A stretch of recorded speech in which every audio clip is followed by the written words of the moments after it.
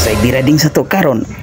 Karong adlaw mga kamigos amigas, last din na namo diri sa Hideaway Beach Resort mga kamigos amigas no, sa Samal Island naon sa deka. Sleeping sa ta dining dapita kay pagkaugma manghipos na din ta kay pauli naman din tas bukid noon sa deka. What's up sa inyo mga kamigos amigas? Kumusta mo sa inyo? Panibagong adlaw, panibagong video na punta karon mga kamigos amigas no, naon sa deka. So birading sa to karong adlaw mga kamigos amigas kay manghipos sa diri sa atong higdaan kay manguli naman ta diring dapita pabalik sa bukid noon. Para dili kay hugaw og hinlo atong paglakaw diri sa atong room mga kamigos amigas no, para dili kita maulawan diring dapita naon sa deka. Okay na ba? Okay na. So tanaw sa natong palibot diri no, last minute kay wala man ni sa tua. Kay pulangi ra man ang nasa tua naon sa deka.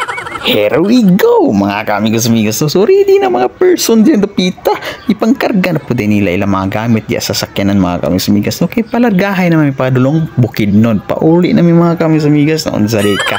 So this is our last day here at Hideaway Beach Resort mga kamigos amigas. So sagdiin lang na akong grammars diya mga kamigos amigas.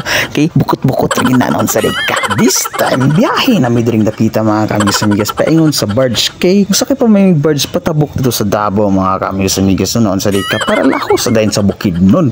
Og maore ito mga kamigos amigas no. Salamat sa pagtanaw ani nga mini vlog nga sumpay og last day sa among samal sa hill break mga kamigos amigas no. Og salamat sa pagwatching sa pagtanaw ani nga video. Amping always, God bless and peace. Bye bye. See you to the next video mga kamigos amigas. Bye bye.